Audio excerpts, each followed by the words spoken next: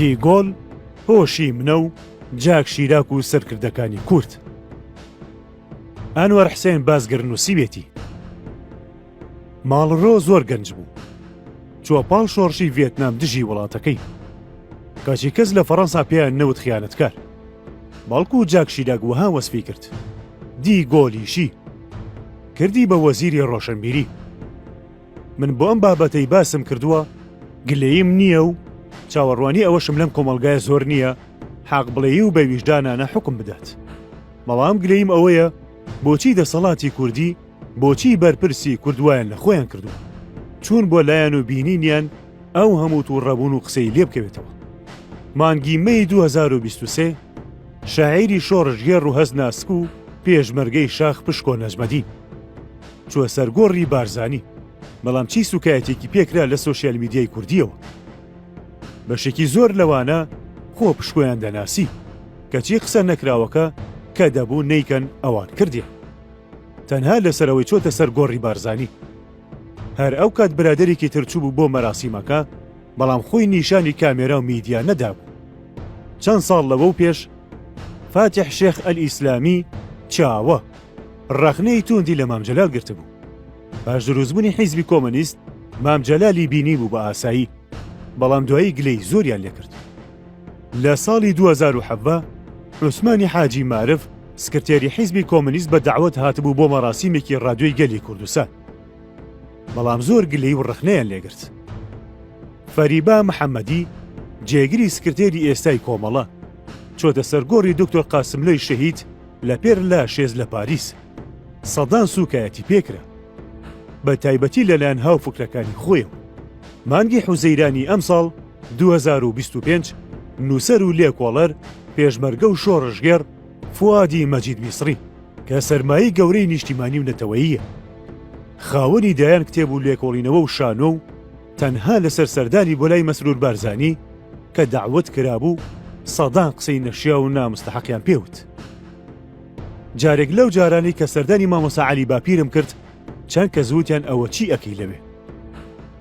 هەژار لەسەر نووسینی شعر بۆ بارزانی تا ئێسەش چی پێناڵێ.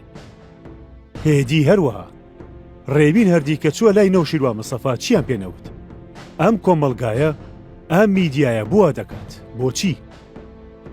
خۆ ئەم ڕووداوانە ئەم سەردانانە هیچ نیەت و مەرامێکی خراپی نەبوو، خۆ لە دژی کەس نەبووە، خۆ هیچیشیان خیانەت و خاکفرۆشی نەبوو، خۆک و دەتا ڕووی نەداوە، خۆ کەس نامڕاو نەکراوە نەکوژراوە، کەچی تەڕ ڕووشەکەمی دەسووتێنە.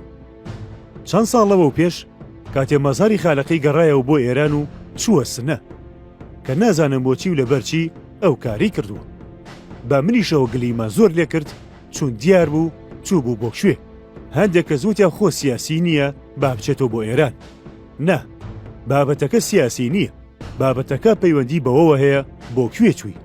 بە هەر حاڵ ئەم قسانم بە بۆنی چوونی مایر حەسەنەوەیە بۆ لای ئیدریس نێچیروان بارزانی گەر بۆ چوونم جۆرێکە، بەڵام ڕووداوەکەم پێ ئاسایی، بەڵام لەگەڵ زیاد لە سنوور گەورەکردنی نیم و دوجار مایر حەسەن نەفوادە نەفاتیحە نەپشکۆیە.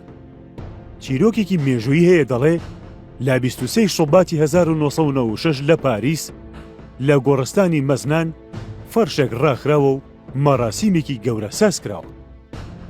خەڵکی گوڵیان هەڵدەدا و لە پێشەوەشان جاک شیراک سەرۆکی فەڕەنسا سەرۆک سوور بوو لەسەر ئەوەی پۆل ڕیکۆی فەیلسوف گوتاری تایبەت بە بەڕێکردنی ئەندرێ مارلۆ هێمای بەرهەڵستی فەڕەنسی بخوێنێتەوە تا مارلۆ لە گۆڕستانی مەزنان لە پاڵ ڤۆڵتێر، ڕۆسۆ، هۆگۆ بنێژرێت.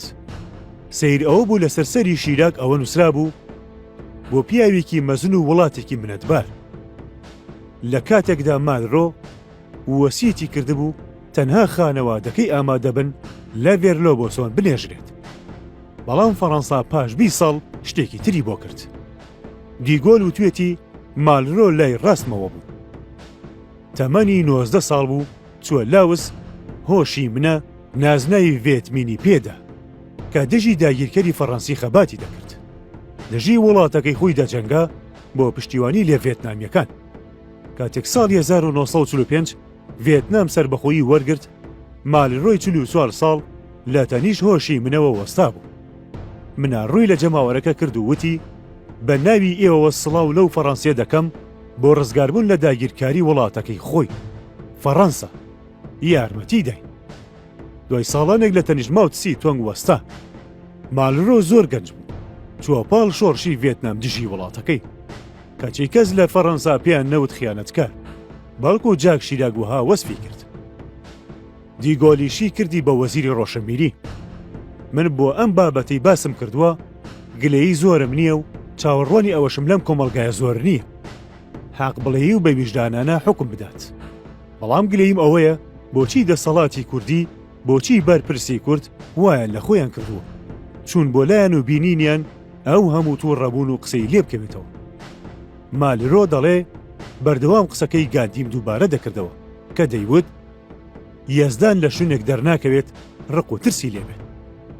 لە حزوری کتێبدا عەلی حسێن وەرگێڕانی سەباح ئیسماعیل لە بڵاوکراوەکانی دەزگای چاپ و پەخشی سەردەم